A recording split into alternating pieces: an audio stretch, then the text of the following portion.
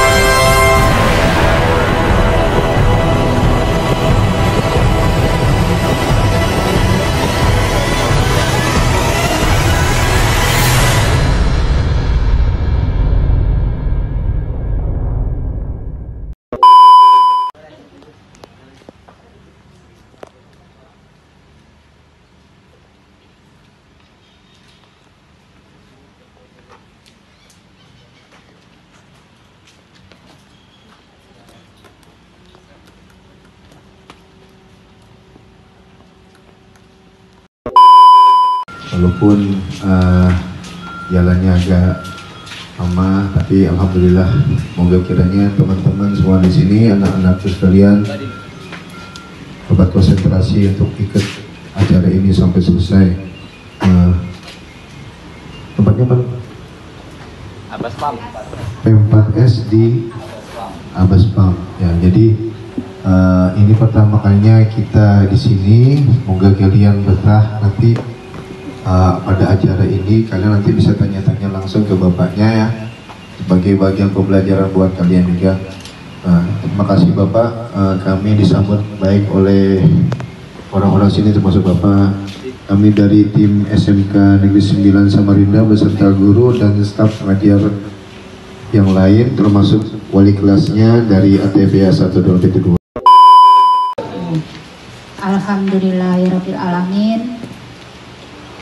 Puji dan syukur kita haturkan kehadirat Allah Subhanahu wa Ta'ala, karena dengan rahmatnya kita diberi kesehatan sehingga apa yang kita sudah jadwalkan, alhamdulillah hari ini Sabtu 18 Oktober 2025 akhirnya kita sampai di P4S Abaspam Balikpapan.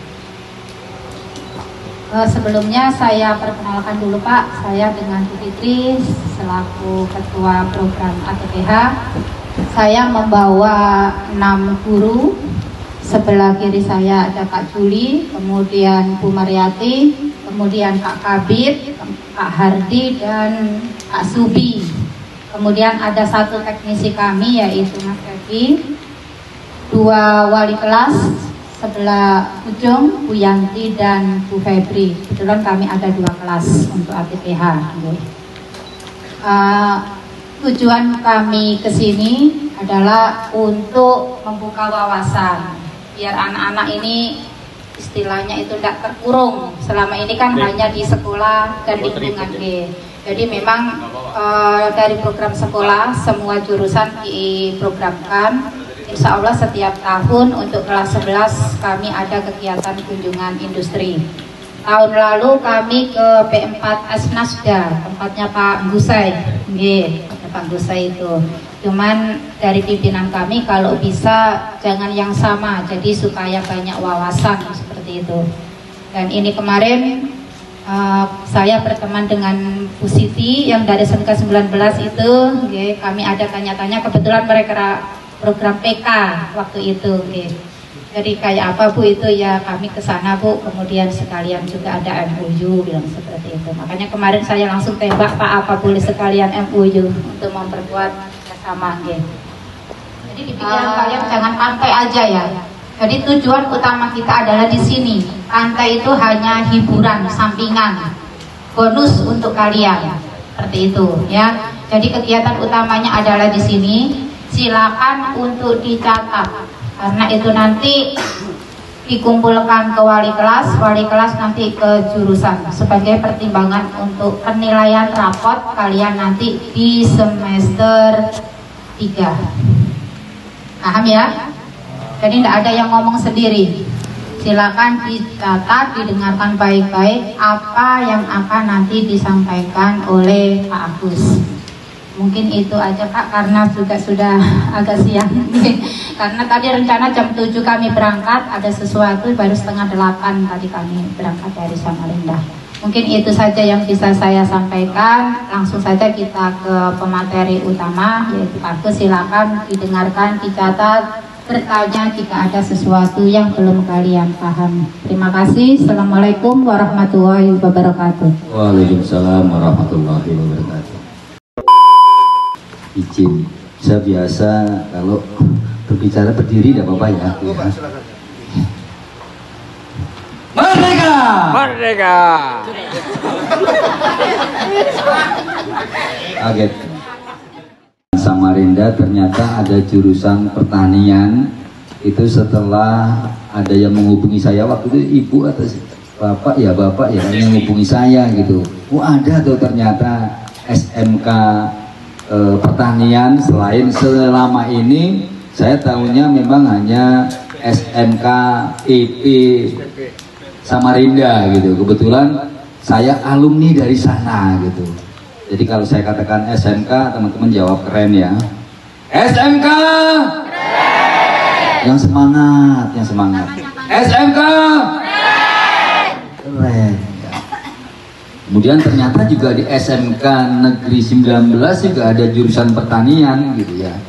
Nah, ya saya merasa bangga bahwa memang walaupun saat ini kita sedang mengalami yang namanya krisis sumber daya petani, tapi saya beri apresiasi kepada teman-teman semuanya. Izin saya manggilnya teman-teman ya, supaya saya merasa masih muda gitu ya. Jangan teman-teman merasa setua saya gitu. Ternyata masih banyak teman-teman yang masih mau berminat di dunia pertanian. Dan dunia pertanian itu keren teman-teman ya. Itu. Selamat datang di P4S Abbas Farm. P4S ada yang tahu singkatannya? Ya. Pusat Pelatihan Pertanian dan Pedesaan Swadaya. Ya, namanya Abbas Farm. Abbas itu singkatan dari nama saya, yaitu Agus Basuki. Ya. Kalau dari namanya orang pasti, terutama Pak Kabid. Ini Pak Kabid, belakangnya Kabid itu T apa D? T ya. Kalau Bid kan kepala bidang. Ini saya tadi sebut ada Pak kepala bidang datang, ini saya juga harus persiapan berbicara saya gitu. Ternyata pakai T gitu ya. Nah, ternyata beliau adalah teman kuliah dari teman saya juga, Pak Eko Nur Cahyo begitu ya Pak ya. Berarti kita seumuran, cuma tua saya dikit Pak. Gitu, karena Mas Eko itu di adik tingkat saya gitu. Nah, kami gitu ya, di sini memang tergolong baru untuk P4S-nya. Kami diresmikan oleh Dinas Pangan, Pertanian dan Pertanian Provinsi Kalimantan Timur itu di tahun 2022. Gitu. Tetapi kegiatan kami di sini sudah berlangsung sejak 2000. Namanya siapa? Ini kalau jadi Wahyu, Mas Wahyu. Ya, siap. Permisi ya Pak. Saya mau nanya tentang lahan Bapak. Ya. Lahan Bapak kan memiliki keuntungan dan kerugian. Saya menanyakan 2 soal. Pertama, berapa persen kerugian dari lahan Bapak dan cara mengatasi kerugian lahan tersebut? Terima kasih. Baik, terima kasih Mas Bayu. Boleh duduk lagi kembali. Yang ditanyakan keuntungan lahan. Keuntungan lahan itu kalau tak jual itu baru untung. Kalau rugi, kalau kena gusur itu ya. Nah, mungkin yang dimaksud dengan kondisi lahannya ini apa kekurangannya, apa kelebihannya, mungkin gitu kah? Oh, kalau gitu oke. Kalau untung tak jual jadi perumahan nanti untung ini ya.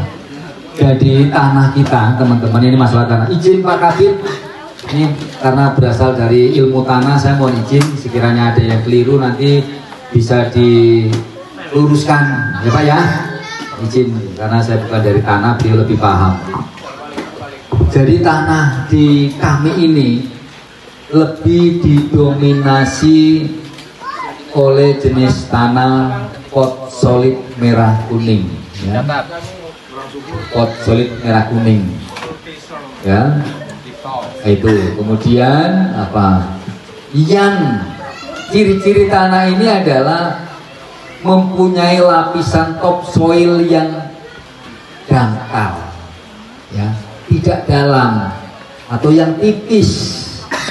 Nah, kita ketahui bahwa dengan sistem tanah pot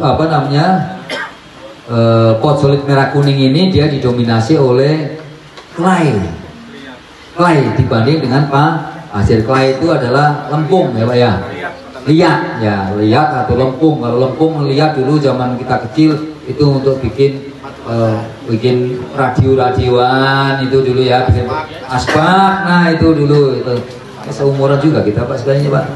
Dulu mungkin Banjar juga Pak ya. Nah, dengan kondisi lahan seperti ini punya kelebihan diantaranya